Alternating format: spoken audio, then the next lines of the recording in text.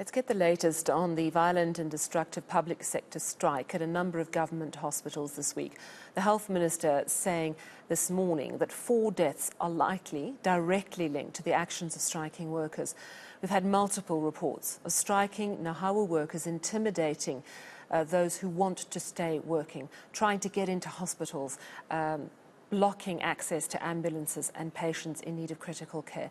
The situation was described by one doctor on this show last night as a human rights catastrophe. Nahawu, however, says their members are not responsible for any violence and the incidents are isolated. Well, let's speak now to Health Minister Dr Joe Paahla. Dr Paahla, I know it's been a very busy day. At the end of it, I wonder if you could just give us an update on where we're at in terms of the impact this strike is having and the plans to mitigate it. Well, the impact, in fact, has been quite enormous from Monday when the strike started. Of course, it differs from province to province, but also within individual provinces, you will find that it differs from hospital to hospital. Sometimes even in neighboring areas, you will find that the extent of the interruption of work and disruptions and intimidation and stoppage of work differs even within very close vicinity. But overall, my own assessment, in consultation with various colleagues in different provinces, gives an impression that there is some improvement if you compare where we were yesterday compared to today. And of course, when it started on Monday, there were few. Tuesday, a lot more, even yesterday. But from the assessment province to province, we find that overall the picture is that of an improvement. But it's just too early. It's too early to really be comfortable about the situation. Just if we take Gauteng as an example, as you would know, when I came from Parliament last night, I went straight into Charlotte Maxeke, where there had been almost a 90% stoppage. Very few nurses, especially the striking workers, had blocked the entrances, prevented staff from coming in, especially nurses, only allowed doctors to come in. Even radiology and radiographers and were not allowed to take x-rays.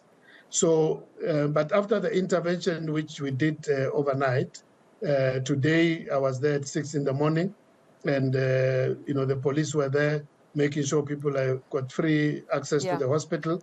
And by 7 o'clock, most of the staff were already in their workplaces. All right, so you said an improvement today, but it is just too early to tell. Earlier in the day, you said that you believe that there could be as many as 4 deaths directly linked to the obstructive nature of the strikes. Is it still 4 deaths? Is it more? Do you stand by that belief that you think this could be linked directly to what the striking workers did?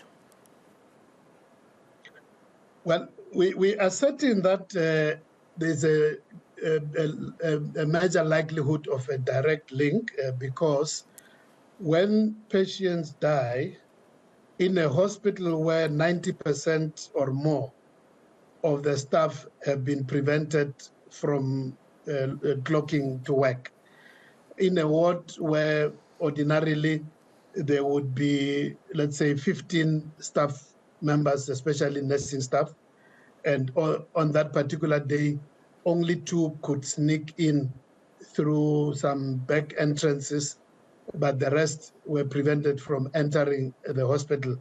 And if there is a death in such a ward, we have to make an assumption that possibly if there was an optimum staffing, even just in terms of the optimum staff of what is normally available and the staff which ordinarily would have been on duty, looking after the patients, giving them medication, giving them food.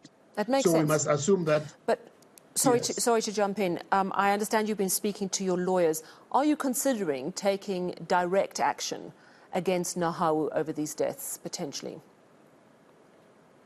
We are awaiting advice. What we are concerned about, Sally, is that, as you would know, not just in the public, as in national and provincial, we have seen also in local municipality strikes, where huge destruction of property, assault on innocent people happens, and no one is held accountable after that. Yeah. So we believe that that is not helpful. It's not, I saw an interview with somebody an official from the Public Service Association on your channel earlier on. And I agree with that person. I think it was in Durban, that we all have, the Constitution guarantees rights, but it's just that sometimes we as public officials don't protect the public against the rights of others who are asserting their rights. I mean, it raises an interesting question because, you're looking at and you rightly say, if the law is broken, if people are stopped from getting the medical attention they need, that is not okay. Nahawu says, they're not responsible for any violent incidents. They also say that the problem is this issue is not being dealt with. There's no leadership in terms of the fact that there isn't a minimum service agreement, which is basically a skeleton staff plan when essential services go on strike. And they're pointing the finger directly back at the health department, interestingly, saying, you guys didn't sort this out. If there was, we wouldn't have seen this level of disruption. Is there a minimum service plan? Why isn't there one? And are you prepared to take any responsibility for the level of violence and destruction and disruption we've seen? Well, Sally, I don't know why the department or the ministry would take responsibility for something which we have not committed. You just have to speak to fellow unionists. I'm sure, you have been flighting the statement from SATU. It's not government. It's a fellow unionist. It's government in the sense that, COSATU. listen to me on this particular issue, though. You're in a tripartite alliance with COSATU.